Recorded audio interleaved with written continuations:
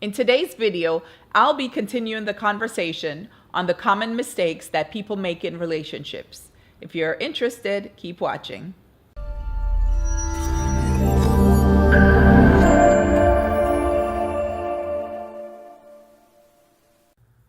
Hi everyone, I'm Dr. Loren Josephs.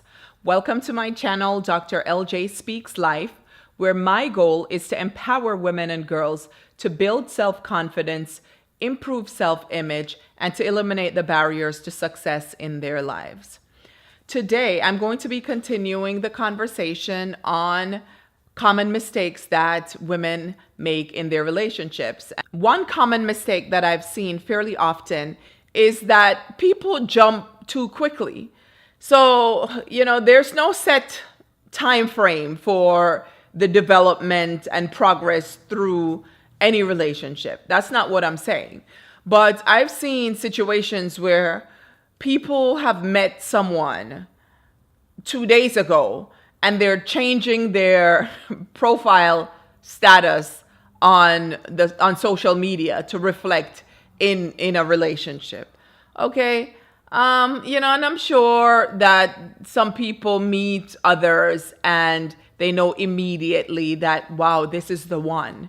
And it's a shared feeling, and then you move forward. There are stories of people who have been married for decades who knew at first sight. But, generally speaking, however, it's never a wise idea to move through too quickly through the getting to know you phase. And it's because of this. Remember what I said in the first point. Anybody can pretend to be anybody for a minute. It takes it takes a lot of effort to sustain that charade. So after a while, no matter what you put up front, no matter what the other person brings forward, their real self and your real self will start to shine through.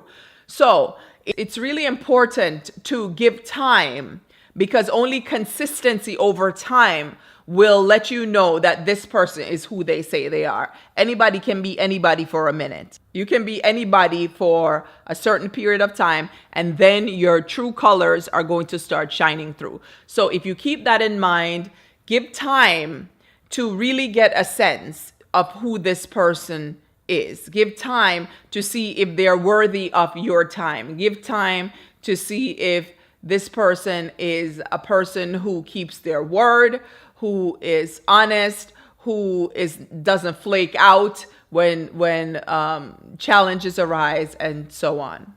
And the next common problem that I see in relationships with women and girls is that they expect somebody to complete them.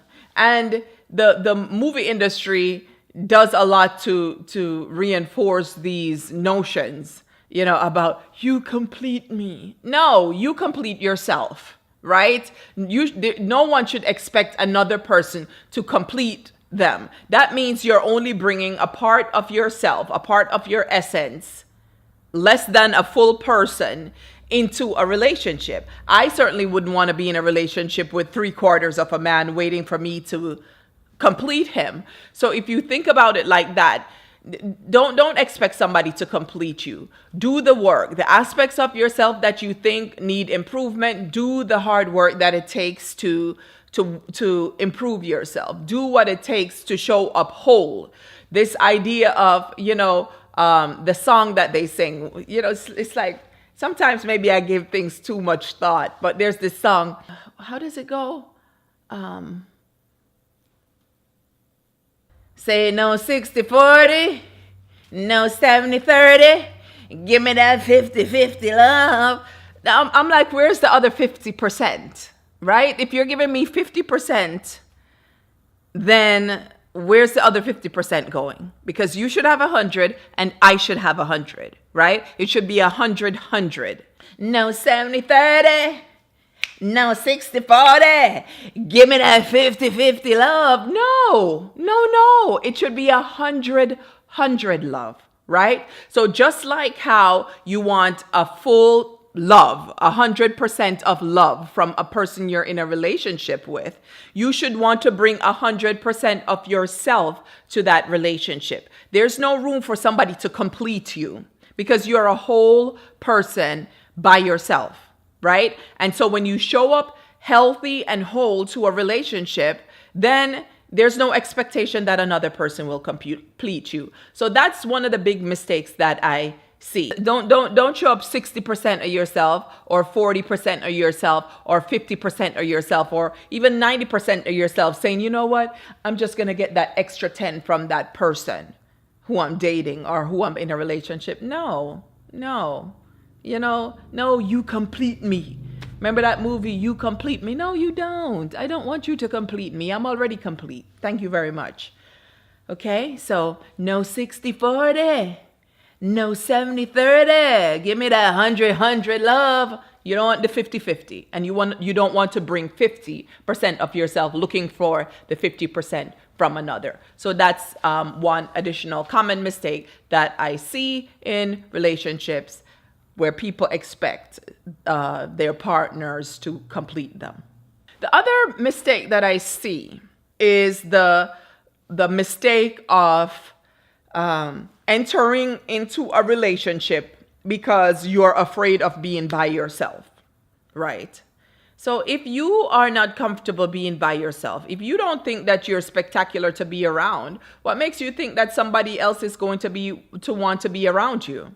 So don't enter a relationship because you are afraid of being by yourself. If you're afraid of being by yourself, that means there's some doubt there and there's some anxiety and some other concerns likely that you need to work through so that you show up 100% and whole in any relationship that you enter. So don't show up into a relationship because you're afraid. Don't just date somebody because you're afraid of being by yourself.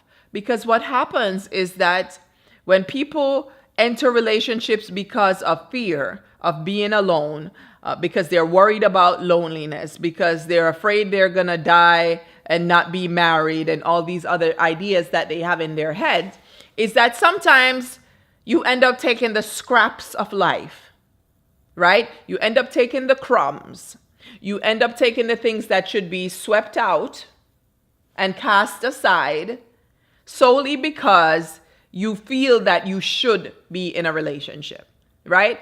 And I know that in my culture as a Jamaican, you barely reach 20 something before people start asking you, oh, when you go get married, you're not having any children. Like, why is my womb on your mind? Right? Why is my biological clock of concern to you? And why is my decision to get married or to enter into a committed relationship or not your concern? But for a variety of reasons, whether the pressures we place on ourselves or the pressures that are externally placed on us by our loved ones, sometimes people end up being in relationships that they have no need being in. So the next time somebody say, how old are you? You're 34 and you're not even married yet. You don't have any children. What you waiting for? Then you say, Miss So-and-so, please mind your business. Well, we can't say that in our culture, in my culture, to people who are older than us, but you can think it and just say, oh, I'm not ready yet, and then smile. But really you're saying, mind your own business, right? Hop off of my fender, okay? So don't enter a relationship because you are afraid of being alone. If you're afraid of being by yourself, that means some self-work needs to be done. The last relationship mistake that I'm going to share today is actually one that I see quite frequently. Gossiping about your partner with other people and also public shaming. So while there are certainly times where it's appropriate to talk or process problems with someone else, it's not appropriate to really be running with the challenges in your relationships, and particularly the simple day-to-day challenges that irritate you, and have conversations about them with other people.